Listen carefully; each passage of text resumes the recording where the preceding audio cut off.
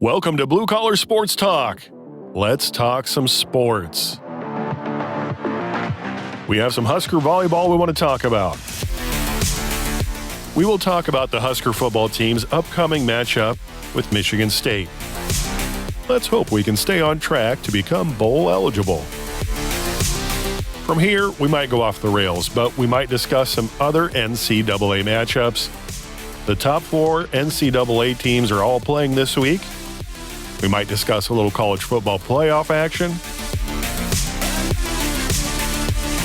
I know Roger wants to talk some hockey, and he also wants to discuss a little bit about the World Series.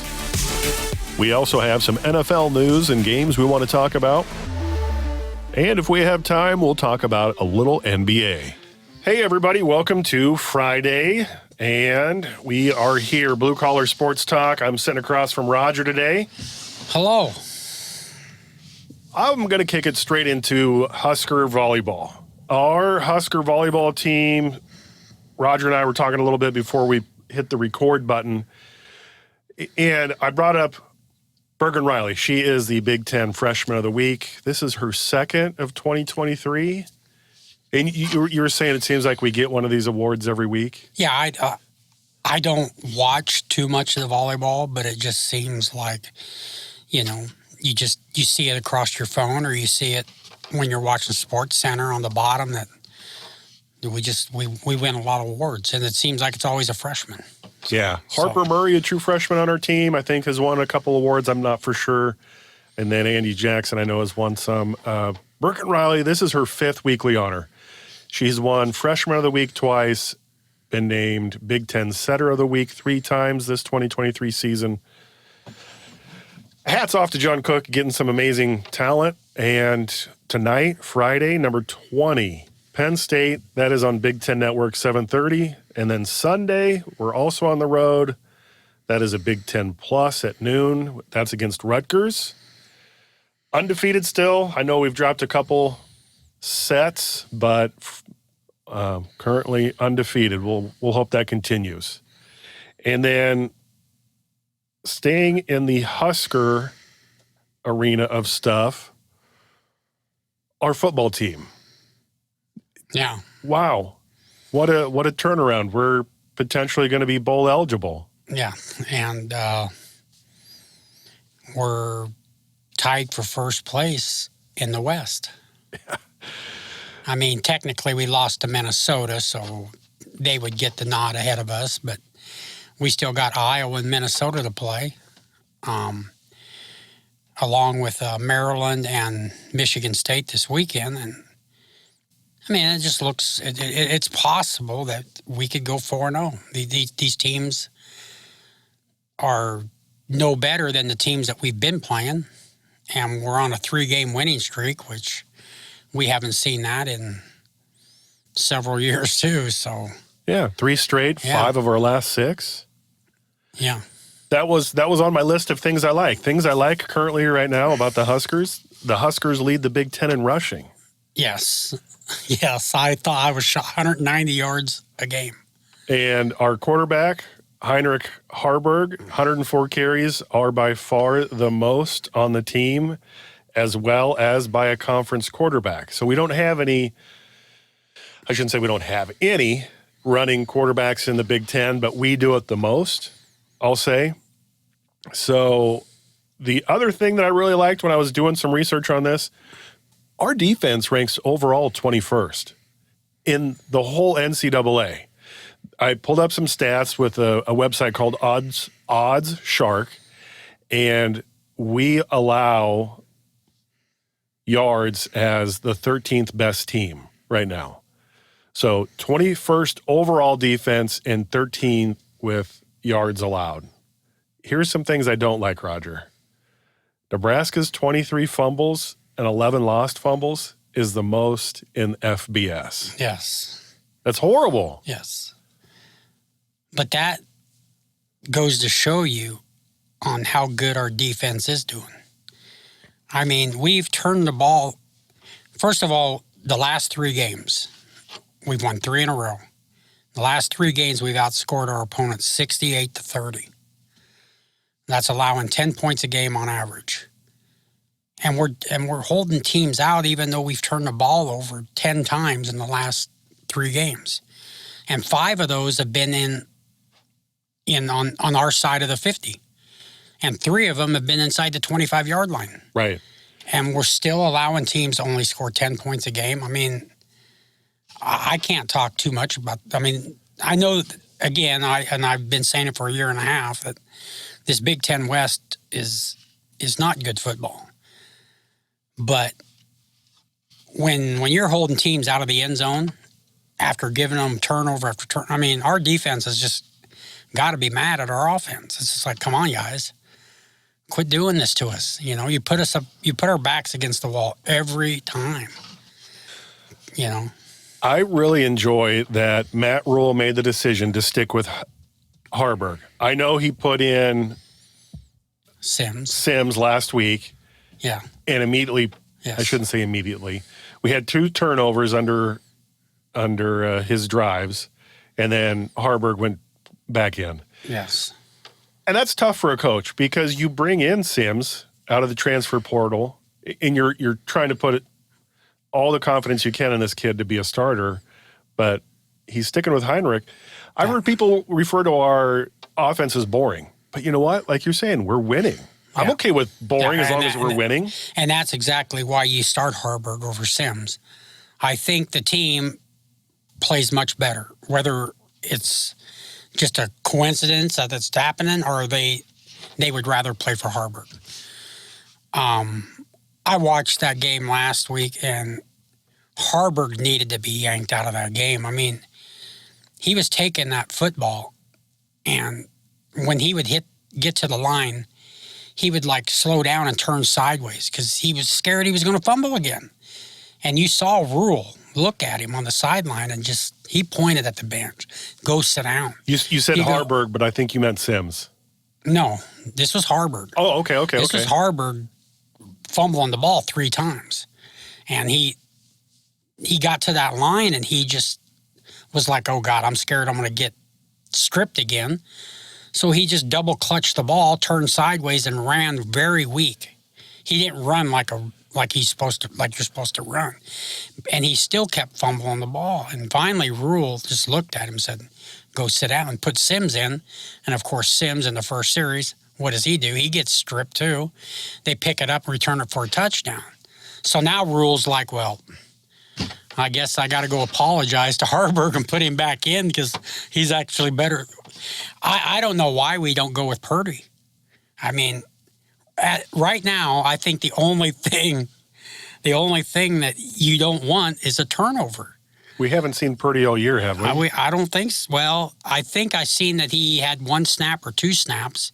All right. And I didn't see any yards rushing or passing, so I don't know.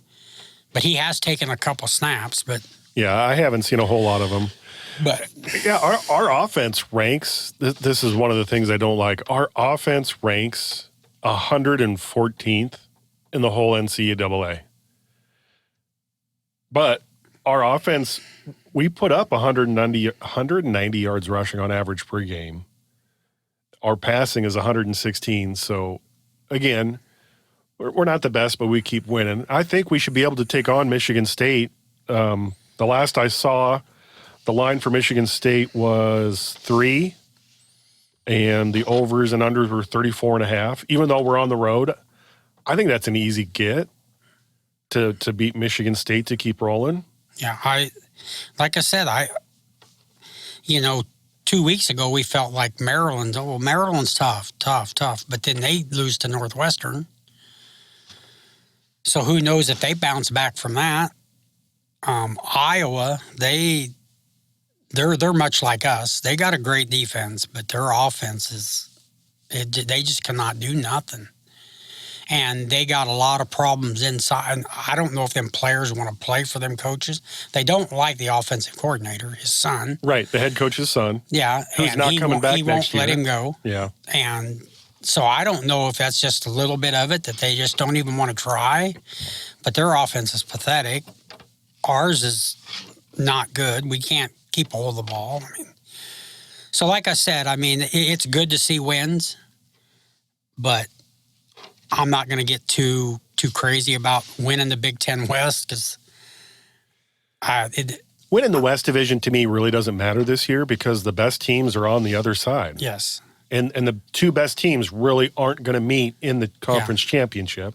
Yeah, but whoever wins the West and then whoever wins the East, it's going to be a 3-touchdown spread. Yeah. I mean, it's just not going to be a good game. Let's. Do you have any other thoughts on the Husker game? No, for the Michigan State. I was gonna. We're gonna talk about them leading the Big Ten in rushing, which blows my mind. But our defense ranks second against the run, and like I said, with the way our defense is holding teams out of the end zone after turning it over as much as we do, I am impressed with our defense. Okay, since you brought that up, our defense right now, ranking wise, with the rest of the NCAA, on average, everybody else is allowing 143 yards a game rushing. Our average is 79 yards. We allow people 79 yards a game, and that is nuts. So I can't say enough good things about our rushing. Yes. To put this in perspective, I also wanted to bring up Colorado's numbers. And the beginning of the year, everybody wanted to crown them the best thing ever. And that's fine. Their passing ability is great. Their offensive line is not that good, but they can throw it roughly 400 yards plus a game. And unfortunately, that's not our strength on the defensive side. We're allowing almost 200. And Colorado showed that that's true. So if you have a game plan and you want to come in and beat the Huskers, well, you throw it a lot because we are going to stop you at the run.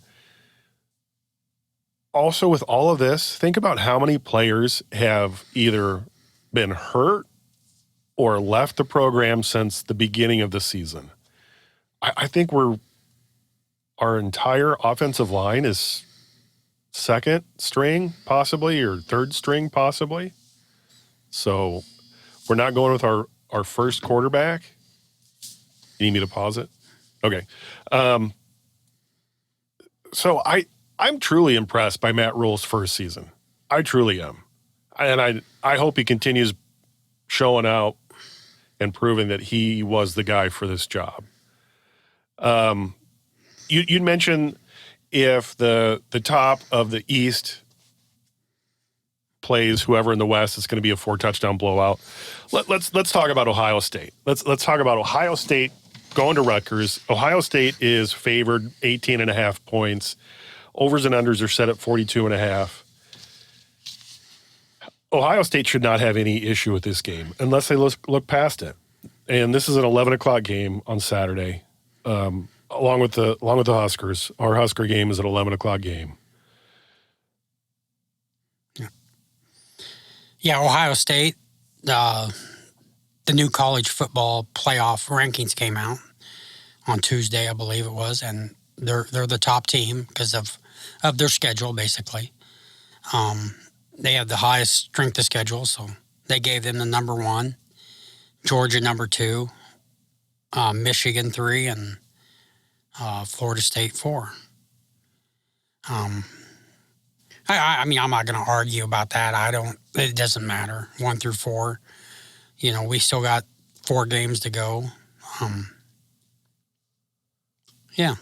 I like Ohio State this weekend. I think Rutgers will play them close. Rutgers probably, if they were in the West, they could probably win the West. That's why I think that Big Ten championship game probably will be about a 18.5 to 21 point spread. But yeah, I like Ohio State this weekend to beat Rutgers, but Rutgers keeps it closer than 18. Okay, you think Rutgers keeps it closer than 18. I think Ohio State has something to prove, and they are, let's see here, they are 37th in points per game. Not the best, but still pretty good. opponents' points per game, they're second. They only allow their opponents about 10 points a game. So their defense is really good. And we've seen that in what they've done. Here's what's crazy. To be ranked 40th, but also to be able to put up 428 yards a game. So when I saw that's 40th, is it the offenses are really, really good? And then does that mean that the defenses are really, really bad? Or it's just defense is getting tougher and tougher to play when your offenses are that good? Yeah. But they're not the best at rushing. They're 92nd in rushing. They average 133 yards a rush or a game. But they're passing. They're almost averaging 300. I'm with you, Roger. Ohio State makes this easy, and they don't have unless they look past it, which I don't see happening. And then Florida State at Pitt. I think in that ranking, what were they, 4th for the college football? Yep. So, again, this is another game where unless they look past it, Florida State shouldn't have an issue with this game. I didn't see a spread on that game. So, let's see, 21.5, and the overs are set at 50. Yeah. I would take Pitt to cover that 21. I would. That's a lot of points. I think Pitt's a better team than that. So, yeah. Okay. For instance, the last game, Florida State beat Wake Forest 41-16 and got by Duke by 18. And Pitt lost to Notre Dame 58-7, lost to Wake Forest 21-17. I think Florida State covers and kind of demolishes them because I feel Florida State feels a little slighted by being put at 4th. And the college football rankings are a little different than coaches' polls because they look at your strength of schedule and a few other things. But again, I really don't look for the upset there. Crazier things have happened. But the Purdue-Michigan game is very interesting with all the stuff that's been going on in the press recently with Michigan and Coach Harbaugh saying he doesn't know anything about them scouting, but the school has put Stallions on paid leave for being caught scouting. Even the Big Ten athletic directors and coaches had a conference call and talked about it. The last time I looked at a line for this game, it was Michigan by 32.5, and the overs and unders have actually gone up. It's now 52.5. Yeah. Before we look at the Purdue-Michigan game, what are your thoughts on scouting a team and stealing signals as everybody's talking about it? I don't know exactly what all rules you're supposed to follow, but when you're watching a game, I mean, coaches are hiding their face with papers, they're holding up signs, they're holding up towels. I mean, so my thing is they're trying to hide it from you, from not trying to figure out what they're running. But somehow, if you can figure out something, then is that a beneficial to you? I mean, if you can just look over and say, "Oh God, I saw that sign. I know what they're going to run." I mean, that's what you're supposed to do. Yeah. So I don't know how serious this is or what he did to bend the rules, but in my the NCAA rules, in any sport, that if you can steal their signs and make your defense better by doing it, then you do it. But what he's doing, I don't know exactly what's going on. NCAA rules state you're not supposed to do in-person scouting. And they have uncovered that the Stallions guy has bought tickets for the last 3 years and done in-person scouting for upcoming opponents. Okay. But where does that fall under sign stealing? You're not supposed to do off-campus okay. I almost said recruiting, but you're not supposed to go off campus. You're not supposed to go on site of your future opponents and scout them. Okay. But that's funny. You can look at film, and that's perfectly fine. Yeah. So I found an interesting Bob Devaney quote. I don't expect to win enough games to be put on NCAA probation. I just want to win enough games to warrant an investigation. So is Harbaugh putting himself in those parameters, But I'm in agreement with you, Roger, about I don't think it's that big of a deal. Yeah, it's one of those rules. Throughout the last 2 weeks, every sports media outlet has interviewed coaches that said their school has some form of that. Conferences all do it, all say that, yeah, it goes on. But they want to make a big deal out of it because it's Jim Harbaugh in Michigan and they're number 2. So someone had to turn them in either once or twice or 3 times, and now finally they're taking notice. I've also seen and read that teams are like, okay, well, if you want to stop it, then stop using signs. Run the play in. Don't use signs. Or other people have said use what Major League Baseball has used, the pitch electronic devices that gets a little noise or tells you exactly what it is. Yeah. So there's ways around it. Yeah, like I said, when I hear sign stealing, the first thing I think of is just in-game sign stealing. And if you can steal signs, then I for years it's been beneficial to your team. It's like almost like, well, we have to change signs to keep you from doing that. But if you figure it out, then that's our own fault. So I don't know. Off-campus, stuff like that. I don't know all the rules, so. But, yeah. It stinks. I mean, I wish it wouldn't have played out during the year. I wish they would have just, maybe after the year was over. Because it did just people might look at Michigan as being the bad guys. And okay, who do you think is the number 1 defense in the country that holds their opponents to the least amount of points? Michigan. Yeah. Yeah. And a lot of people that are upset about it is because, well, you stole my signs, so you know exactly what's going to come. Yeah. All right. That is a fair argument. If you know exactly what play I'm going to run, you do have the upper hand. Yeah. But also, if you're a football person that's knowledgeable about what potential plays you could run in the scenario, you should have a good idea, but that unknown, because not every team runs it the way the statistics tell you to run it, is a big deal. And it shows with them averaging basically 6 points a game for their opponent. Yeah. That being said, I still don't think it's that big of a deal. I don't think much comes of it. Do they maybe get put on probation? I don't know. The Big Ten conferences and the ADs are pushing hard for something.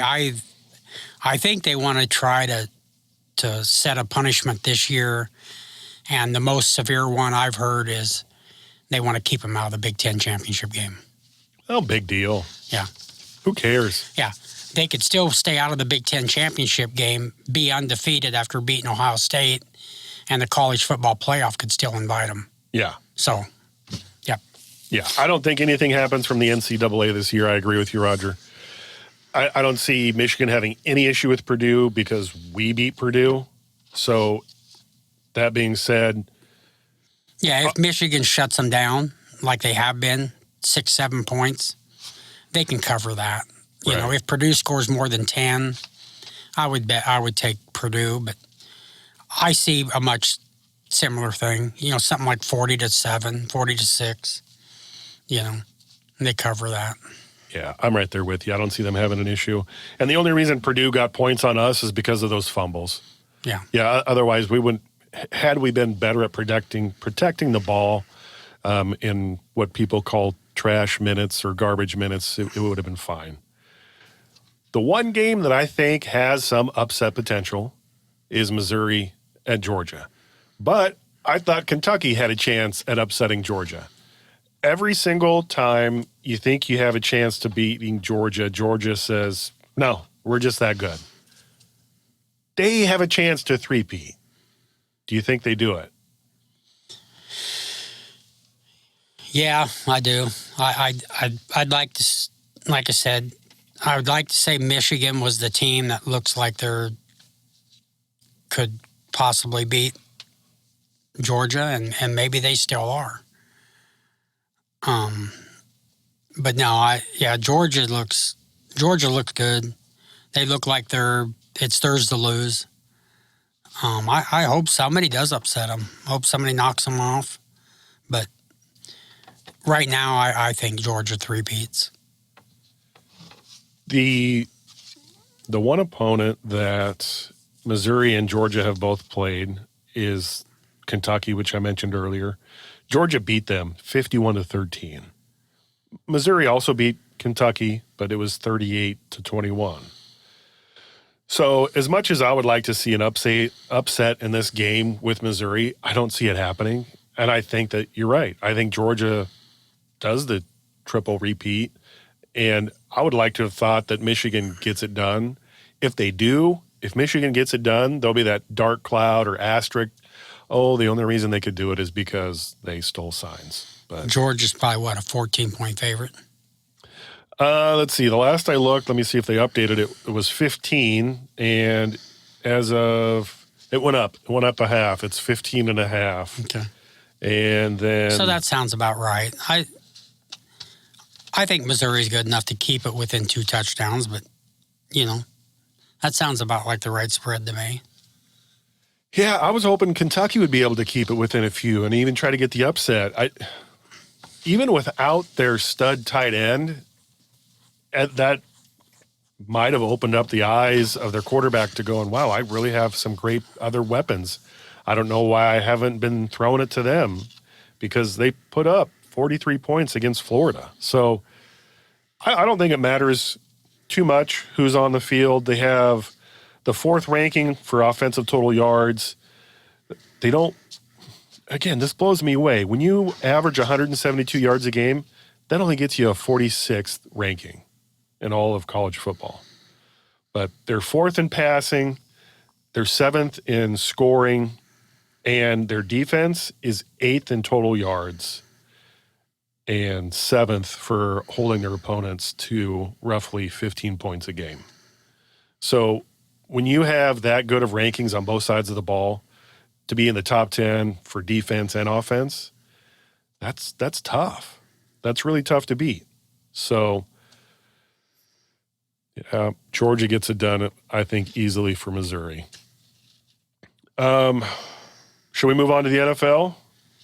Or yeah, we talked earlier this week about maybe kind of looking into the future and a 12-team playoff. And, yeah, I'm glad you reminded me. And I just wrote down some of the one-loss teams in Oregon, Alabama, Oklahoma, Texas. Washington is an undefeated team, and right now they sit 5th, just outside the college football playoff. I don't see any of these one-loss teams possibly, getting put in there over an undefeated team that's in there right now. But like I say, we got 4 games left. There's going to be some one-loss teams, and there's going to be 2-loss teams.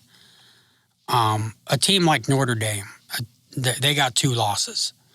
If all these teams up here in the top 4, top 5 start losing, it's possible a team like Notre Dame, with the schedule they played, that college football playoff could invite their first 2-loss team. But, it's hard to say. It's hard to say. We'll have to see what happens these last 4 games. So if the season ended today and we were in 2024, Missouri would be the 12th team to get in. And this 12-team playoff isn't going to necessarily avoid having teams saying, well, I should have got in, because right now, sitting at 25th, you have Air Force, who is 8-0.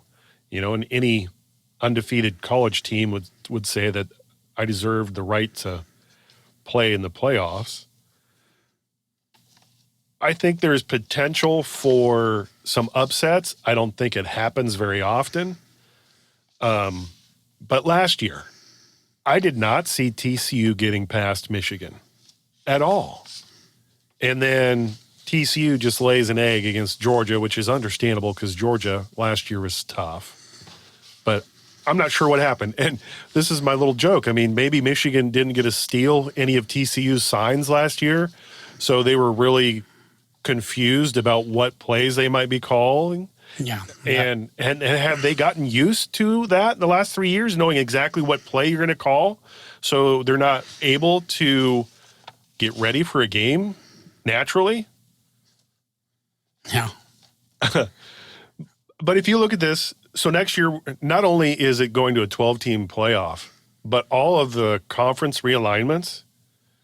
So all the conference realignments, the amount of SEC teams, Oklahoma would be in there, Alabama, Texas, Georgia, Missouri, and then that leaves the Big Ten. Oh, I forgot Ole Miss. I'm sorry. And then you have Penn State, Oregon, Washington, Michigan, and Ohio State. So again, you're looking at kind of a dominated playoff scenario system, whatever you want to call it, with the big two conferences. Yes. Yeah. Yeah, I don't know what the Pac, if there will even be a Pac-12 next year. I don't know. I read an interesting article that the last two teams, Washington State and Oregon State, have filed an injunction to stop any of the teams that are leaving to have any revenue from some television deals. And this is going to be, I think this is going to be a nasty end at the end of the college football, just for the Pac-12 teams that are fighting for some sort of dignity. But yeah, I agree. What does happen to the Big 12? Do they pull some other teams in? Do they slowly die? It's weird, Roger. And yet at the same time, conferences have always changed, haven't they? And then you got teams like I said, Liberty, James Madison, and Air Force, who are undefeated. Even in a 12-team playoff, do they get in? Does a team like that get in? If they did, I think they'd get just demolished. Yeah, and that's what I think they're afraid of doing. But we've watched the semifinal games of these since the playoffs started in 2014, and they've not always been good games. There've been a lot of blowouts. Teams like Notre Dame, Michigan, Oklahoma have went there, and then the semifinal, they get beat 40-3, 40-6. So they're not good games either. I mean, I don't know. A team that goes undefeated and does everything that you asked them to do, and then you still tell them that they can't compete for it. Do you think that moving to a 12-team system is a good thing? I think 12 is right. I know a lot of people say do it 16, but you give the top 4 teams the bye. And then you go from there. I mean, I think 12 sounds right to me the first year. I mean, we'll have to see how it goes and go from there. I mean, it's not enough. I mean, the basketball, they invite 64 teams, and that's not enough. People complain about getting left out. So, yeah. For me, you don't always get to play the top-rated teams. They're usually in different conferences, so you don't get to see this. But the way it's set up now this year, a lot of the top teams have played each other, except for the unbeatens on some of these. But when you expand it to 12, I think it could be exciting to have some of these teams that are in different conferences play. So I agree. I think it's right. Some people don't like it, and they think it shouldn't be. And I'm sure the purists say, well, let's just go back to having the coaches voted in at the end of the year. But again, I think it's more money for them when they do a college playoff system. Any other thoughts on the college football playoff stuff? No, I don't think so. NFL, we're going to we're going to look at some NFL stuff. The Bills and the Bengals. The Bills started the season off weird. The Bengals started the season off weird. And now you have a Bengals team that's looking better at 4-3, and then you have a Buffalo team that is looking weird at times, having lost to New England. That's a head scratcher. But also, dominating a Tampa Bay team 24-18 last week. So this is the late game on Sunday, 7:20. Cincinnati is favored by 2.5. Which I'm surprised it's that low. I thought Bengals would be a 7-point favorite just because of the way the two teams are playing. Bengals are playing pretty good ball right now, and the Bills are not. Yeah, I agree. Since week 4, I think it was, when the Bills demolished the Dolphins. And then everybody thought, well, the Bills are the best team in football. They're Josh Allen's the MVP front runner. Since then, they've just not been good. They should have lost to the Giants. I remember watching that game, and they pass interference that guy twice, but they didn't call it the last time, and that was the last play of the game, and the game was over. But yeah, the Bills are just not playing good football right now. Bengals are. So when I saw 2.5, I thought that was a little low. I like the Bengals to win this game by a touchdown. I think you're right on it. I don't know what's changed either in their coaching or their locker room, but to go from, like you said, blowing out Miami 48-20 and then having a tough time with the Giants where they barely eked out a win 14-9. And then 2 weeks lose to New England, and then followed up with a win. So they're not consistent. Yeah. Well, even last week they were up 24-10 on who you just said up. Tampa Bay. And Tampa Bay scored in the fourth quarter to make it a one-possession game, and got the ball again to have a chance to tie it or to win it with a two. Well, I don't remember exactly. What was it? 24-18. You said. Yeah. 20. Yeah, so then they could have had a chance to win the game, but of course they didn't get it done. Bills won, but I mean the Bills are not closing out football games. They're not looking good. So, yep. On to the next one. The Cowboys and the Eagles, 3:25 Sunday. The line yesterday was 3 for the Eagles. Has that changed? Nope, it's still 3. Overs are 46.5. Dallas is 5-2. Eagles are 7-1. A couple of head scratchers for me for the Cowboys. One, you lose to the hapless Arizona Cardinals. You give them their only win of the season. That is the Cardinals' only win of the season. And then you come back and you throttle New England 38-3. San Francisco's tough. Well, they were tough when they played them. I think San Francisco has their own issues right now, but Dallas is looking legit. Chargers 20-17, they beat them, and then last week 43-20 over the Rams.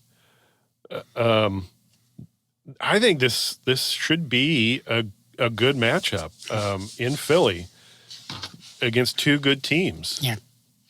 Cowboys last week, that win basically kind of looked like the Cowboys' first win of the season when they demolished the Giants. That's a good football team. When Cowboys play like that's a good football team. Eagles are down a little bit. I got the Cowboys circled on winning this game. Just because I think, just going off of last week, I think the Cowboys are playing better football. And that's basically the only reason why I picked them. I agree with you, but I have to take the home team. I'm not saying the Eagles are going to cover it. I know it's a thin 3 points, but the Eagles play out of their minds so well at home. But you could get knocked off by the Cowboys exactly like you were saying, when they played that well, when the defense plays that well for the Cowboys. Yeah, Micah Parsons is looking really good again. Yeah. So if Micah Parsons goes off and gives Hurts a lot of trouble, or does Jalen put the Hurts on the Cowboys defense and just makes him pay for pressuring them and finds a check receiver and he just has a game of it. That's where I'm at, and I think the home crowd, the home noise gives them just a little bit of an edge, and I think they win by 1 or 2. Dolphins and Chiefs. This one is in Germany. So Sunday morning, 8:30 in Germany. Kansas City, let's see, I looked yesterday, and Kansas City was favored by 2. And, it has gone down to 1.5. The overs are at 50.5. So here's my take on this game. Whoever got there first has the most time to prepare is going to win this game. And I did some research to find out who left earlier in the week, and it was the Dolphins. The Dolphins flew out Monday. The Chiefs just flew out Thursday. So the Dolphins have had more time to prepare, more time to not feel like they just run an international flight for, I don't know how long it takes to fly from the United States to Germany. I mean, I'm sure it's not a short flight, but you have to get acclimated. And since the Dolphins got there first, I'm going Dolphins all day long. I got to go with the Chiefs. I'm not a big fan of the Dolphins and Tua. And the Chiefs got a good defense. I know their offense is just, it's sputtering right now. I can't believe that their wide receivers are just continuously dropping the ball. I mean, aren't these professional wide receivers? Yeah. I mean, why are they dropping the ball so much? It really baffles me. It really does, because you think that you could find somebody out there that can catch the ball. Pat Mahomes puts the ball right there to him. He had a pass last week where he just threw it perfectly right over the guy's shoulder, right in the end zone. The guy drops it. I'm just like, how is this happening every week? It's amazing that they're dropping the ball that much. They truly miss Tyreek Hill. They miss Tyreek Hill. And Tyreek is on pace for the first receiver to ever go over 2,000 yards receiving. Yeah. So Tyreek Hill, they got there earlier. They have more time to prepare. Add that in with all the time that Jason Kelce isn't practicing or is heading into the game because he's linked up with Taylor Swift. I'll wrap all of those into one little bundle, and that's how I think the Dolphins eke out a win. Yeah, I got the Chiefs winning just on a defensive game. I think the Chiefs defense steps up, does enough to win a 17-14 game or something like that. I think it's a little low scoring. I know that they put these games together and they try to, and this is just me, they try to get these teams over there to showcase their best talent to the international fans. So they want a high-scoring game. They want this to be a 42-35 game, so these fans are just amazed by the talent. But I think it's going to be a low-scoring game, and the Chiefs win it. I think you're right. I think it is probably going to be a low-scoring game just for the fact that it is a big schedule change for both teams involved when you have to leave the United States and go to a different country to get stuff done. So I think you're 100% correct, Roger, that this will be a low-scoring game. Quickly, I wanted to talk about some NBA. It's Friday today. We have some NBA stuff. The Knicks and the Bucks. The Bucks, will they drop 2 in a row? I don't know. If Damian Lillard can't shoot over 15 points and if any of the starting 5 fail to score more than 20 points, yes, they will. Against the Raptors, Malik Beasley was their high scorer with 20. Giannis had 16, Middleton 11, Lopez had a measly 6, and Lillard 15, and the Raptors just ate them up. Milwaukee missed all 7 of its three-pointers in the first quarter and 15 of its first attempts from three-point, so you're not going to win when you do that. The Bucks finished 13 for 34. 13 for 34 behind the three-point line. So if you're a Bucks fan, I would expect a few nights like this, like they had against the Raptors, as they learn to play with their new teammates and to get it going. It's early in the season. But as the season progresses, I expect them to build chemistry, and I would watch out for them. I think they're going to finish first or second in the East, and I think they easily knock off the Bucks, or the Bucks easily knock off the Knicks tonight. The second game that is on ESPN tonight is the Mavericks and the Nuggets. The Nuggets are just going to tear it up much like they did last year. Can they repeat? I don't know. The Nuggets are 4-1. The lone loss they had was to the Timberwolves. Dallas is 4-0, and I think partially they're 4-0 because Kyrie Irving hasn't played yet. When you get 2 of the most selfish players in basketball to play with each other on the court, it's tough. What happened when the Nuggets lost to the Timberwolves? Well, they shot under 40% in their loss. Jamal Murray shot 31% overall. You're not going to win when Jamal Murray shoots under 32%. I think he will have a bounce-back game, and they will demolish the Mavericks in Denver, especially if Kyrie plays. If he doesn't play, I think it'll be close. But if he does play, I think look for him and Luka to have 80% of all the points and have a definite loss.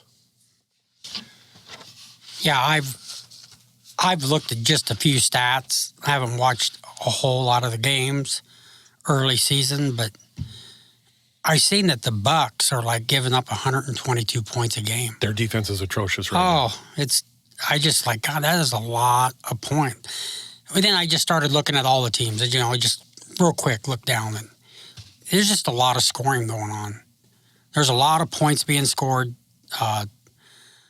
Offense is averaging 120. Defense is giving up over 110. And then, like you said, you look at the stats of the shooting percentages, they're way down. So what's going on? I mean, are they like shooting the ball with 12 seconds left on the shot clock every time? Is there 20, 30 more possessions? And they're just, I can't believe that the scoring's up, but yet the shooting percentage is down. That's all I'm saying. It just looks weird. Now, the Bucks played the 76ers, and I did watch a little bit of that game.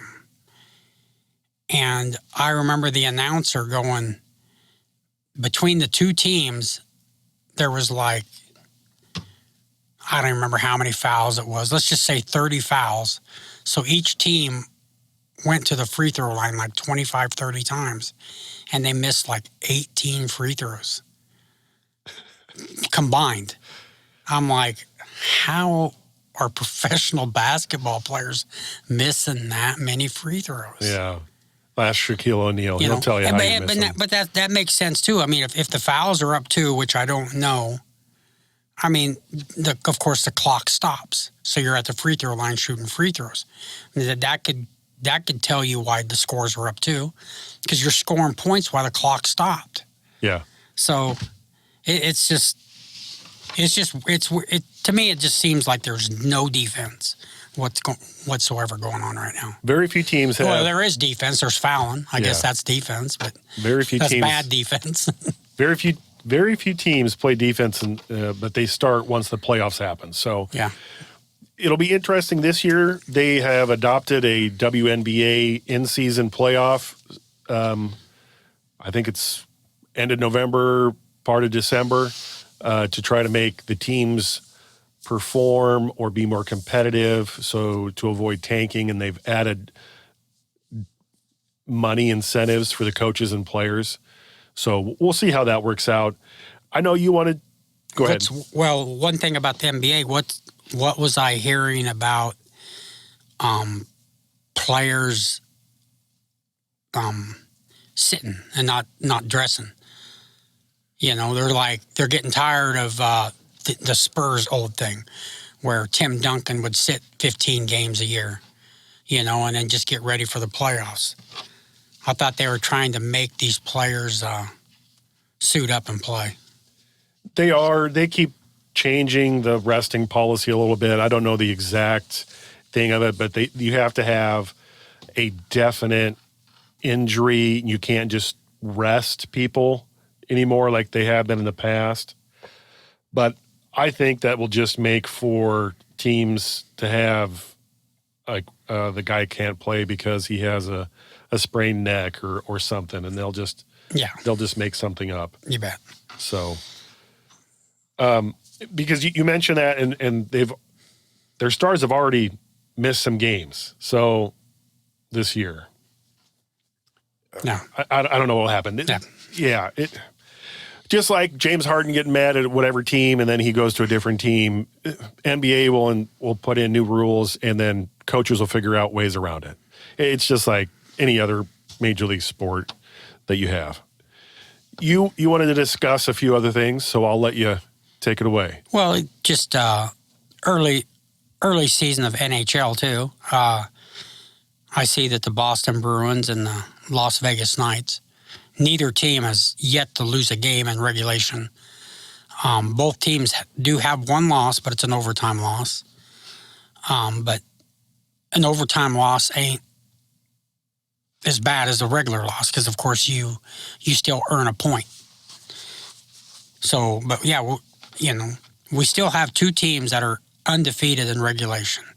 And, of course, it's the Bruins again, who started off last year. And then it's the defending world champions, Las Vegas. So it'll be interesting to watch both them teams. Maybe that record that Boston broke last year is only going to stand 1 year. And then they'll just re-break it again. In my mind, that is such that is such a record that really doesn't mean anything, because more times than not, you get that record and you have nothing left in the tank to go and win a championship. Yeah, and we've said that in every major sport. The Mariners did it in baseball. The Golden State did it in basketball, and the Patriots did it in football. Yeah, there's a lot to be said for that. Hey, let's play all out for 17 games, and then when playoffs roll around, we are banged up. Yeah, then you have nothing left. Maybe Popovich and the Spurs were right all along doing it the way they did it. Yeah. Rest. Also on that NHL front, Ovechkin, he has one goal, I think, so far this season. Yeah, I haven't seen. I did see him score one goal, but I don't know if that's all he's got or.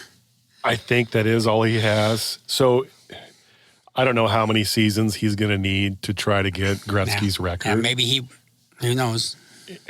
And what is he, 38, 39, I think? Yeah. So he's going to need some luck, and the Islanders held the Capitals scoreless the other day.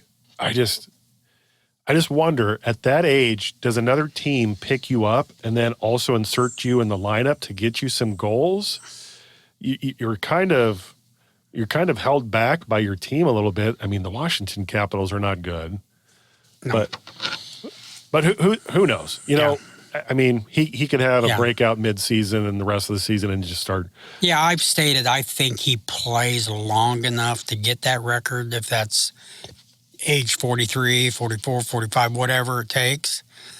But, I mean, who knows, I don't know if moving on to a different team would help him score some more goals. We'll see. Yeah, we'll see. I mean, that's a record. It's early in the season. That's a record that is one of them ones where, you're like, man, I want to get it. I don't care how long I got to play. I want to get it. But, maybe he don't think like that. Maybe that's not a big deal to him. Very true. We don't know. World Series has just finished, and the Rangers had a player in Will Smith. He is the first player in Major League Baseball history to win 3 straight World Series with 3 different teams. did it with your Braves, did it with the Astros, and now he did it with the Rangers. And I didn't even see him this year, I don't think. I guess I didn't know he was on the Rangers. Yeah, he's a left-handed reliever. Yep. I honestly don't know how much he played, to be completely honest. I just found that headline and found that storyline to be very interesting, that he was able to be picked up by every single team in the last 3 years that won a World Series. Yep. So, yeah, and my hat's off to Texas Rangers to go 11-0 on the road. On the road. On the road. Yeah. That's nuts. Yeah. Didn't lose a road game that whole series. Yeah, I found the World Series interesting. Of course, Texas winning every road game at 11-0. But that Arizona Diamondbacks, the way they fought and played, they made it fun for me to watch because, like I said, I'm not a big fan of just swinging for the fence and the home runs. And Arizona was stealing bases and sacrificing people over the whole playoffs. And they made it all the way to the World Series, and they just, they had their chances. That Game 5, they had runners in scoring position, I think, 7 guys, 8 guys in the first 3-4 innings of that game. So they had a chance. They had their chances to score runs early. But, Texas is pitching. Texas's bullpen, they did good. So, Honestly, I didn't watch any of it. Yep. Most of the games were on when I was at work, and we were so busy I didn't get a chance to see any of it. So, yeah. Arizona was a fun team to watch. I don't remember what the odds were at the beginning of the season, 150-1 odds to win the World Series. So, yeah, they made it real interesting. It was fun. Looking at some of the scores, I know the last game, the Diamondbacks didn't score, unfortunately, but the game prior, a lot of offense. Yeah. 11 runs from the Rangers and 7 from the Diamondbacks. So it had to have been a very exciting series to watch. Yep. Roger, anything else? No, I don't think so. All right. I think so. Thanks for coming over today and chatting sports. Yeah, go Big Red. Yeah, everybody tune in to the Big Red. Saturday at 11 a.m., taking on Michigan State. That's Fox Sports 1. And tonight you have volleyball against Penn State. That's on Big Ten at 7:30. I'm Daryl. That was Roger. See ya. Thanks for listening. Go watch some sports.